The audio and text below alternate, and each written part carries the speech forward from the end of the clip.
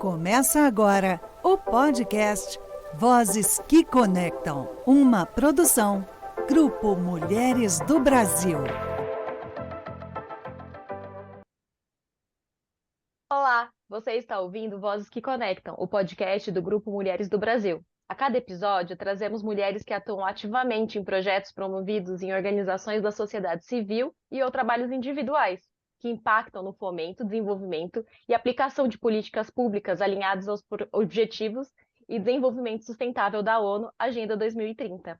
No episódio de hoje, nós vamos falar sobre sustentabilidade, mitos e verdades. Sou Renata Sampaio, uma das apresentadoras do Vozes que Conectam, e hoje recebo Andressa Trivelli e Bruna Lessa Bastos, ambas voluntárias do grupo Mulheres do Brasil no Núcleo em Dubai.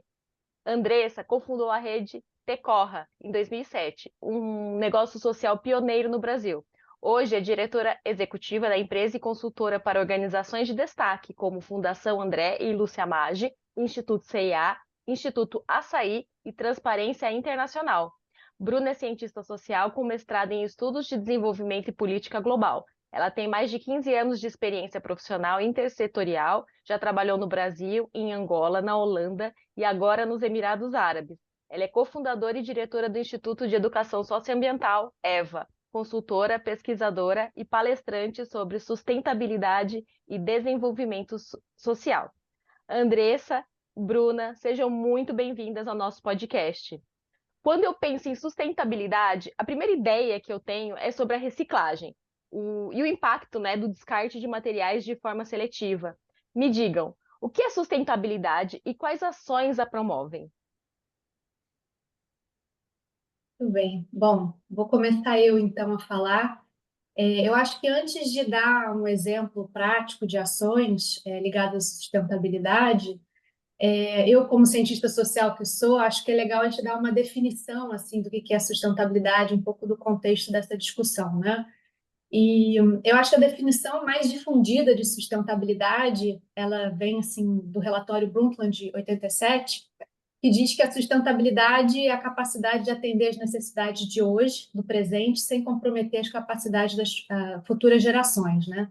De atender às suas próprias necessidades. E aqui eu acho que tem uma coisa interessante, assim, uma palavra que é muito importante nessa definição, que é a ideia de necessidades, né?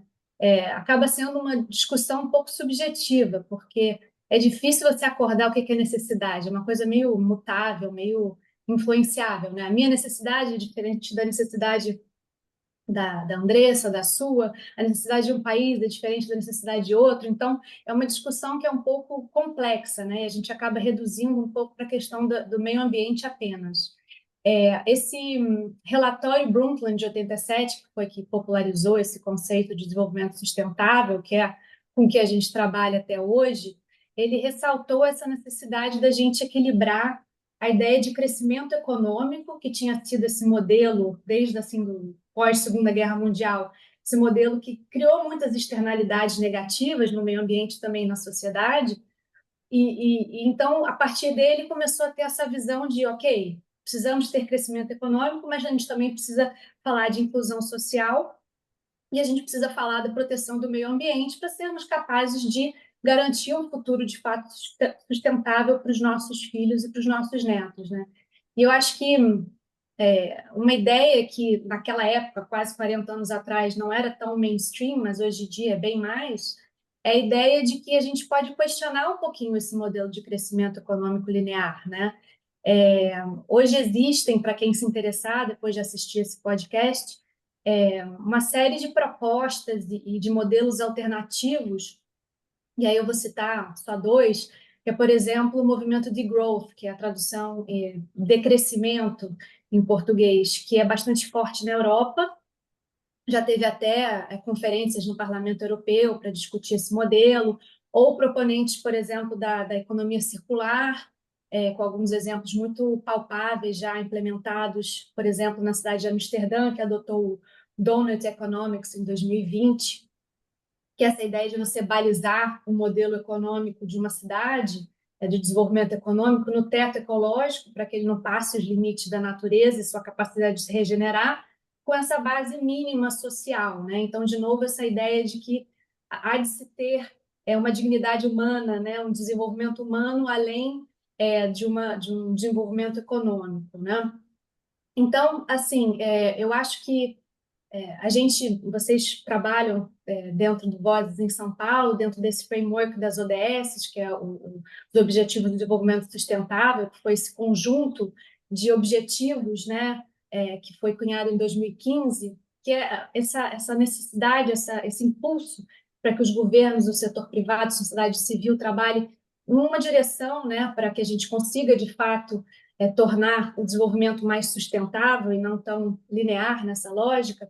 Mas eu não sei se vocês viram, mas recentemente a ONU divulgou que só 12% das metas estão sendo cumpridas e que a gente, na verdade, regrediu 30% em 30% das metas. Eu fiquei assim super preocupada com esse dado, e justamente nesse momento em que a gente está vivendo o que os especialistas chamam de uma tripla crise planetária, né? Que é a questão das mudanças climáticas, da perda da biodiversidade de ecossistemas e poluição em resíduos. Então, assim, tudo isso para dizer, como uma certa introdução do que a gente vai falar, dando exemplos mais pautáveis de ações sustentáveis, né? E quando a gente está falando da Agenda 2030 e de como que nós podemos ser mais sustentáveis, acho que a gente tem que passar como indivíduos e como empresas e como governo a considerar as pessoas, né? E aí erradicar a pobreza, a questão da dignidade humana, da igualdade, do planeta, obviamente, a questão da natureza, a prosperidade,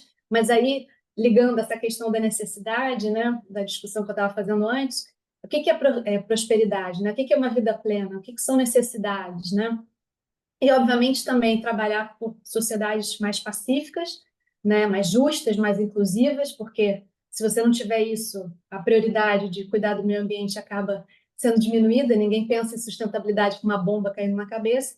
E parcerias, né, porque são termos muito interligados e sozinho ninguém consegue fazer nada. Então, a gente tem que ser capazes de ter parcerias mais sólidas e mais para tratar desses assuntos interligados. Então, assim, só para concluir, sim, quando a gente fala de sustentabilidade, a gente está falando de reciclagem, a gente está falando de ter mais eficiência de recursos e de inovação em energia renovável, etc. Mas, para mim, pessoalmente, quando a gente fala de sustentabilidade, a gente está falando de uma nova forma de pensar, né? A gente está falando de uma nova forma de ser em sociedade.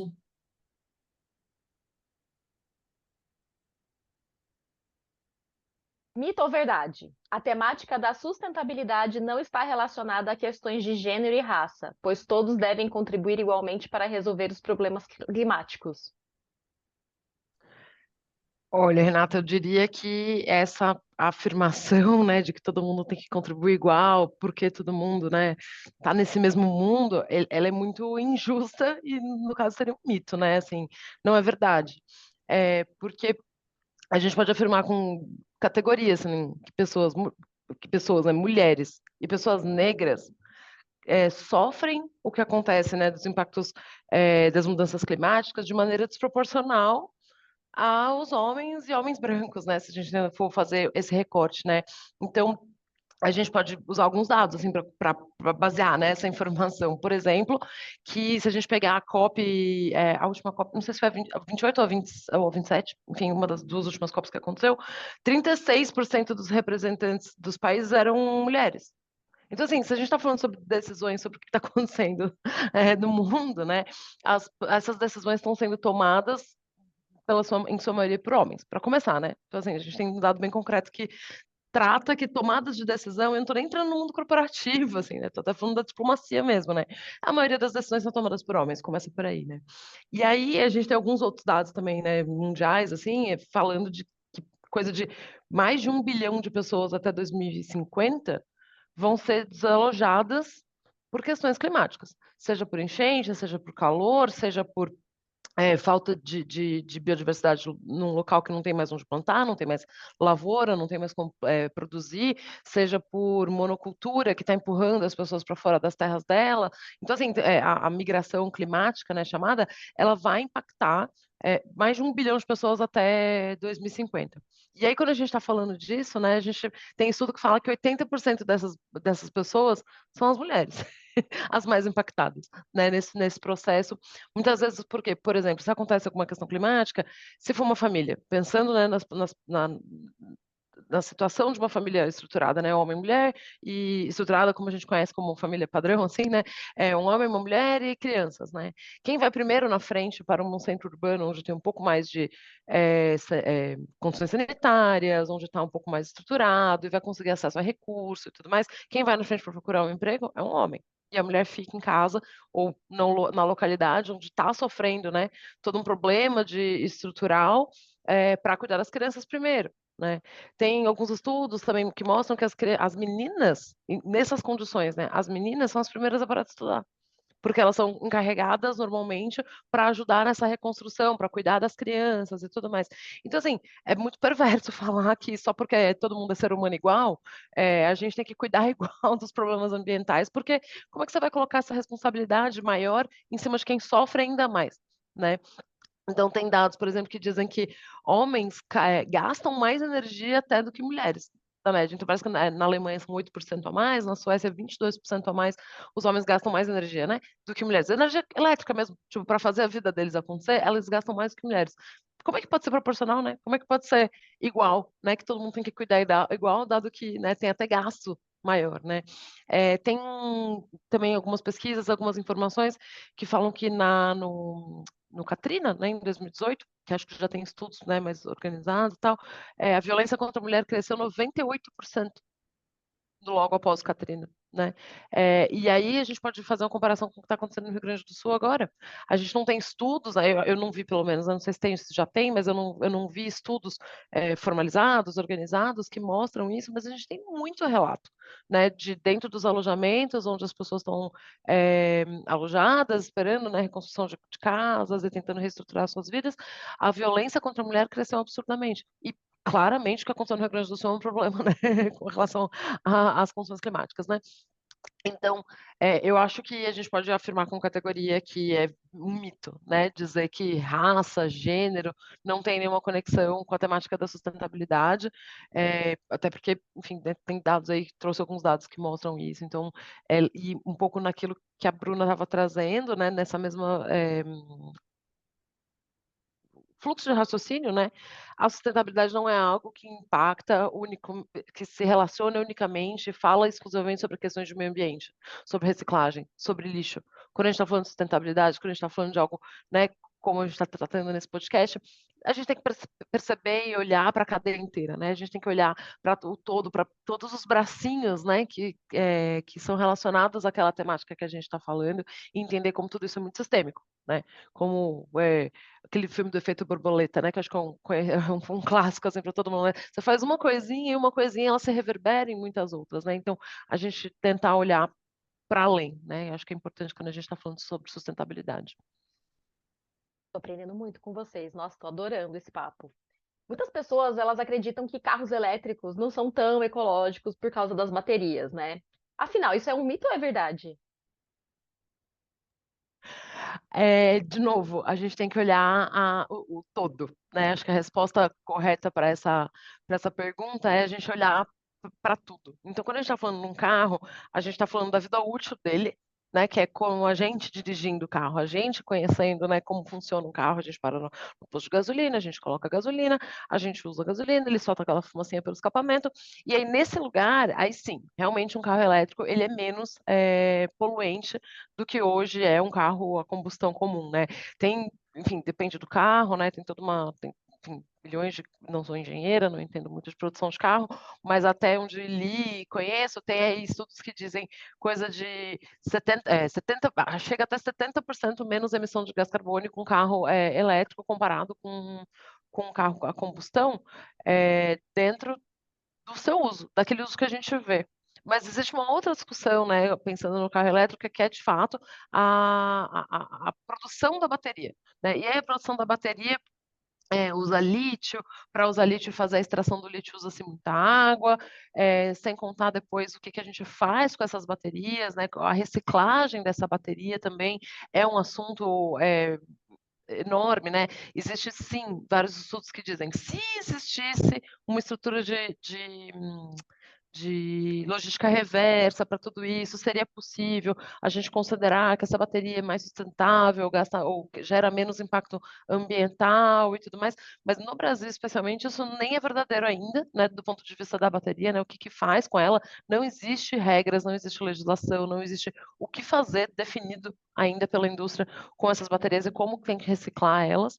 Mas acho que tem um outro ponto que é pouco discutido, Renata, que é da onde vem a eletricidade que alimenta os carros? Isso é uma outra discussão, né? Que vai além da bateria e além da emissão, né, do gás carbônico do carro também, né?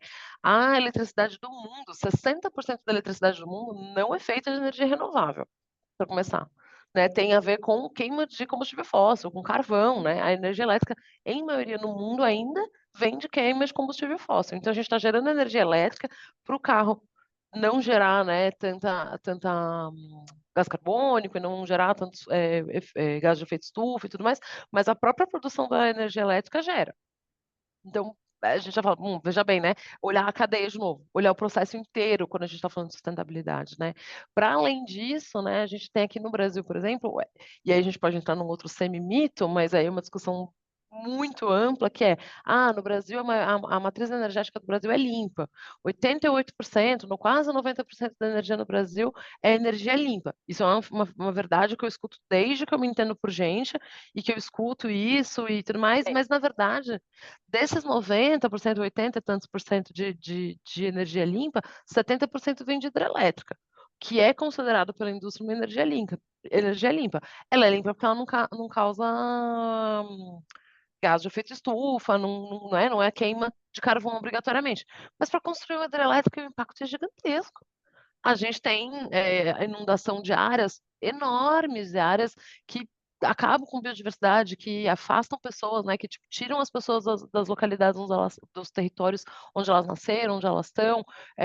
Então, assim, é limpa mesmo? Essa é uma outra discussão, né? Um outro mito, uma outra verdade que a gente pode discutir, se até, inclusive, a energia elétrica no Brasil ela é realmente limpa, né? Essa é uma outra discussão, que é essa energia que alimenta o carro. Né? Então, assim, acho que essa discussão dos carros elétricos, eu acho que é uma tendência, né? A gente aqui em Dubai, hoje eu estou em São Paulo, mas eu estou morando em Dubai, sou parte do grupo de Dubai, a gente vê bastante carro elétrico lá e é uma discussão. O que a gente faz com essas baterias? De onde vem essa energia que alimenta o carro e o que a gente faz com tudo isso depois, né? Vai discussão. Eu não sei se vale a pena até fazer esse comentário, mas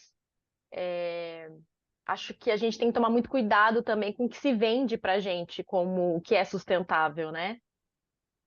Então, às vezes as pessoas colocam ali como sustentável, mas às vezes o processo não é sustentável, né? Então, pensando nisso, existe algum mito específico que vocês acham que é mais prejudicial à implementação de práticas sustentáveis, como, por exemplo, a crença de que tais práticas podem se tornar muito caras? Fale um pouquinho sobre isso. Sim. Essa crença de que as práticas sustentáveis são muito caras, eu acho que é um mito, é um, é um meio mito, mas é prejudicial, assim, porque, na verdade, muitas ações sustentáveis, elas, dentro da cadeia de empresas, ou mesmo como indivíduos, a gente tentando adotar práticas em casa, elas, a médio e longo prazo, elas podem reduzir os seus custos, né? Porque você tem ganho de eficiência energética, você tem redução de desperdícios, enfim. Então, a gente tem que tomar cuidado para não pular para conclusões muito precipitadas. Mas eu queria fazer uma provocação, de repente, aproveitar essa pergunta para fazer um convite para a gente falar sobre os mitos relacionados às mudanças climáticas, porque o que vocês acham? Posso fazer essa provocação aqui? Claro. Então tá. Porque eu tenho ouvido muito isso nos últimos tempos, e eu acho que o desconhecimento das pessoas com relação às questões das mudanças climáticas às vezes faz com que elas não adotem hábitos mais sustentáveis no seu dia a dia, sabe?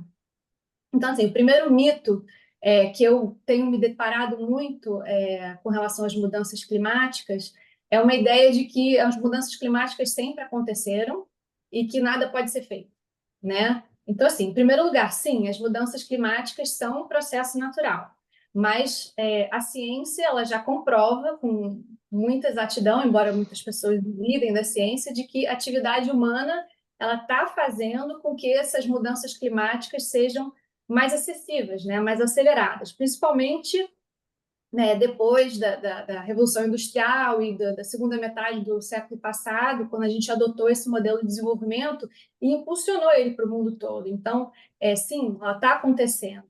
E eu já ouvi também algumas pessoas dizendo, mas, poxa, 1 grau não faz tanta diferença. Mas faz sim, muita diferença, porque pequenos aumentos da temperatura, elas podem desestruturar os ecossistemas, entendeu? São coisas muito delicadas, e isso pode acabar tendo repercussões, e já está tendo repercussões muito graves, mas eu acho que as pessoas só vão entender isso quando atingir o bolso delas, né? Quando, de alguma forma, essas crises que eu estava mencionando antes, de ecossistemas, afetem o seu bolso, porque a sua comida passa a ser mais cara, você passa a ter menos acesso à água potável, a água fica mais cara, enfim. Então, pequenas diferenças de grau fazem muita diferença. E eu acho que o último mito relacionado a mudanças climáticas, tem outros, tá? Mas são os que estão me ocorrendo agora, que essa ideia de que é tarde demais para fazer alguma coisa, sabe? Ou que o ser humano é muito criativo e a gente vai ser capaz de adaptar ou de criar tecnologias para capturar os gases de efeito estufa, enfim.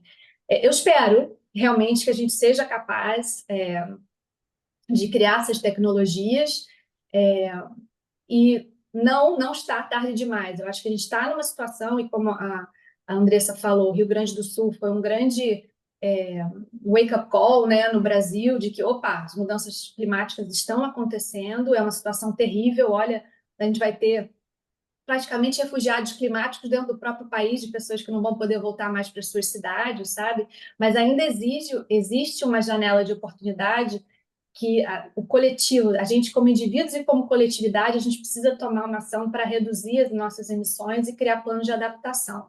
Então, assim, eu acho que quando a gente está falando sobre mitos e verdades e sobre a questão das mudanças climáticas, a gente está falando de tomar ação, tanto no nível de governo quanto nas grandes empresas que já abraçaram, pelo menos nas suas estratégias de comunicação e de marketing, o discurso da sustentabilidade, mas eu queria também chamar a atenção sobre a importância das pequenas e das médias empresas, das micro e pequenas e médias empresas, né? Porque a gente sabe que no Brasil as pequenas e médias representam muito mais que 50%, mas globalmente mais de 50% das empresas são micro, pequenas e médias. E o que está sendo feito para ajudar elas a adotar práticas mais sustentáveis, né? Eu acho que é aí que volta a sua pergunta anterior sobre esse mito de que é mais caro. Realmente, o primeiro que vai falar que é caro você mudar suas práticas é o pequeno e médio.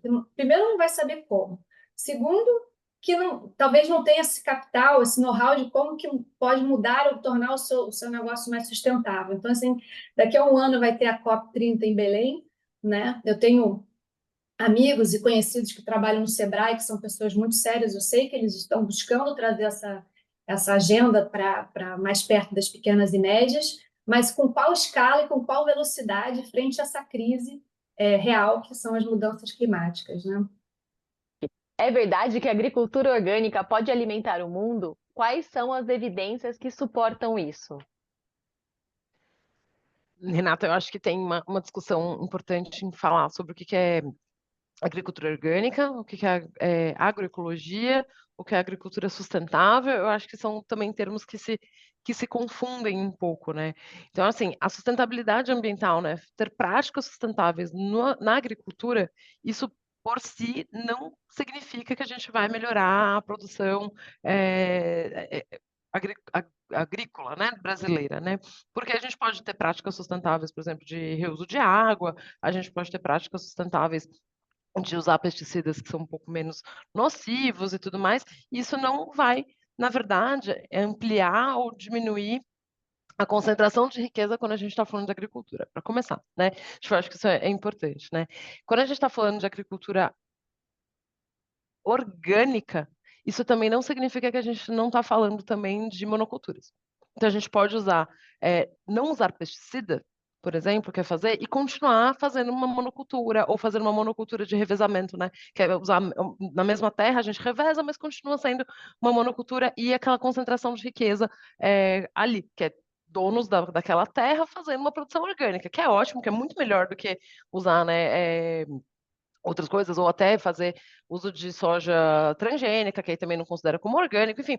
Mas ainda assim, a gente não está falando de ampliação de diversidade do que a gente está plantando. A gente não está falando de envolvimento de famílias dentro da produção, a gente está falando sempre de uma contratação de maneira precária de pessoas. Então, assim, a gente está fazendo uma discussão e às vezes misturando termos que devem ser separados para a gente falar sobre a sustentabilidade de fato, né? Só fazer a produção orgânica, isso não significa que a gente está ali falando de uma sustentabilidade, de uma melhora, de uma ampliação da capacidade de alimentar, né, as pessoas. Então, um dado que é muito, para mim, ele é muito chocante, né? É que a insegurança alimentar grave acomete agricultores. 22% dos produtores rurais do Brasil têm insegurança alimentar. Isso é chocante, isso é absurdo, né? A pessoa está lá plantando e ela mesma sofre insegurança alimentar. Por quê? Porque ela está plantando e ela não tem acesso a essa comida. Ela não tem acesso à comida que alimente ela de tal maneira que ela seja nutrida, com nutrição suficiente para a vida dela. Logo, ela fica dentro do quadro de insegurança alimentar.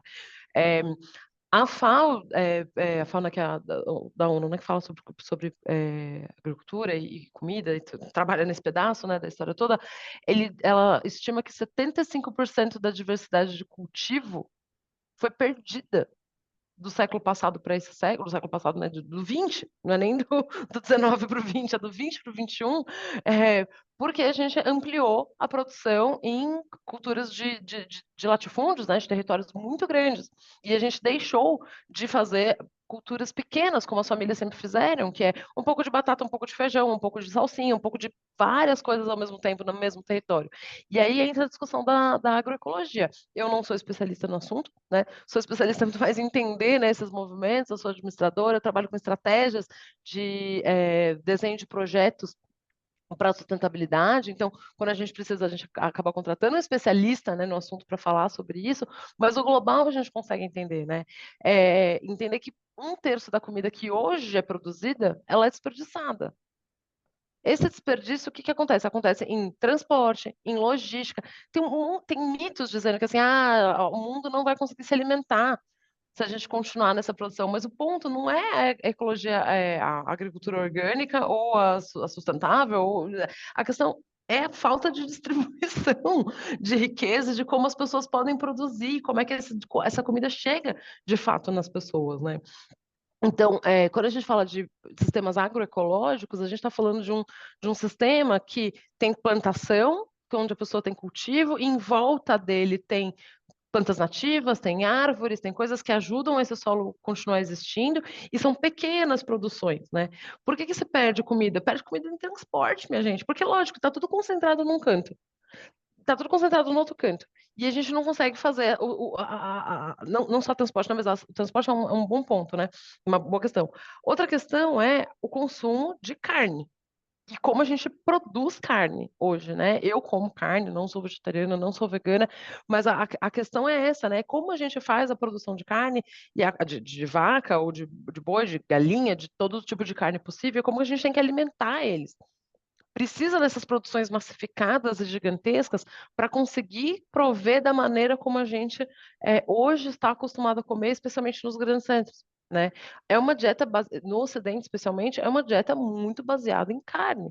E com esse tipo de produção, como a gente produz, né, também os bichos, né, que precisam do alimento do cereal, né, para comer, tanto milho, seja soja e tudo mais que é feito, como eles crescem, isso realmente não tem como, assim, não tem como até 2050, tem alguns, eu nem me lembro agora os números, mas enfim, de fato não tem sustentabilidade nisso, né? Vai explodir, a gente precisa diminuir o consumo de carne ou mudar o modelo como a gente produz tudo, tanto a carne quanto a a parte, né, de plantas e que não é de bichos, né? Mas a agricultura orgânica per si só, ela não vai resolver a questão. A gente tem que falar sobre como a gente produz tudo isso, se a gente consegue distribuir essa produção de maneiras diferentes, mais variadas, mais diversificadas dentro dos mesmos solos, para evitar todos os desperdícios, para a gente conseguir fazer com que a própria pessoa que está ali produzindo consiga comer e ter segurança do ponto de vista nutricional também. Então, eu diria que a agricultura orgânica por si não vai poder alimentar o mundo, né? Eu acho que tem, de novo, um olhar que vai além de como a gente produz e como a gente consome, como a gente transporta, como a gente armazena tudo isso, que eu acho que essa discussão tem que ser feita quando a gente está falando de sustentabilidade, se a gente está falando desse mito, né? De que as pessoas vão ficar sem comida e tudo mais. Então, acho que tem uma discussão realmente que vai além, né? Nossa, esse assunto é super importante, a gente precisa falar muito sobre isso. Eu acho que Né? Desculpa, fala. Pode falar. Eu só complementar que eu acho que existe também algumas estruturas, e aí estrutura de como a gente consome, né, um pouco nesse lugar, né? No Brasil a gente tem 2 casos muito legais, assim, né, que incentivam a produção local e o consumo local, né? Que um é o PNAE, que é o Programa Nacional de Alimentação Escolar, dentro isso no Brasil todo. É muito difícil de implementar, sabemos, tem vários desafios para fazer isso, mas existe uma regra no qual as merendas escolares, a alimentação escolar, tem que, né, a origem delas tem que ser 30% de pequenos produtores.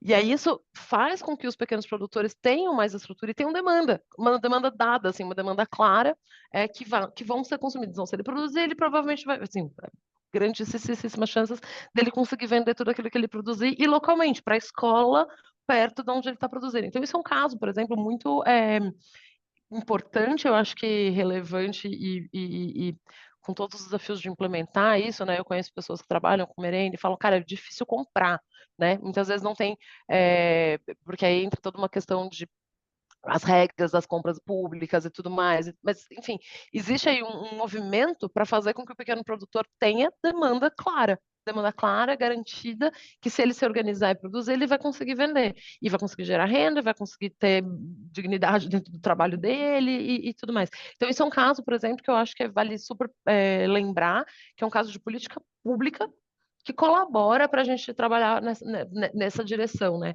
E não precisa ser obrigatoriamente uma agricultura orgânica. Pode ser uma agricultura que não é orgânica, mas ela é local, ela é localizada, ela é feita pelas pessoas daquele território, gera renda naquele território, gera riqueza naquele território e alimenta as crianças daquele território, né? O que é sempre um ciclo virtuoso, né? Quando a gente está falando desse E lugar não aqui emite as emissões de gases do transporte, que é uma do questão transporte. seríssima. Exato, exato.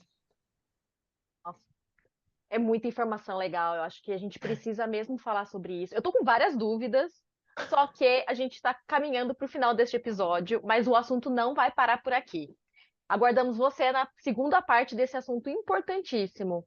Esse episódio foi gravado diretamente de Dubai, Brasil. Olha que chique, gente. E você, nosso ouvinte, que ainda não conhece o Grupo Mulheres do Brasil, acesse o site do Grupo Mulheres do Brasil e faça o seu cadastro na página Junte-se a Nós.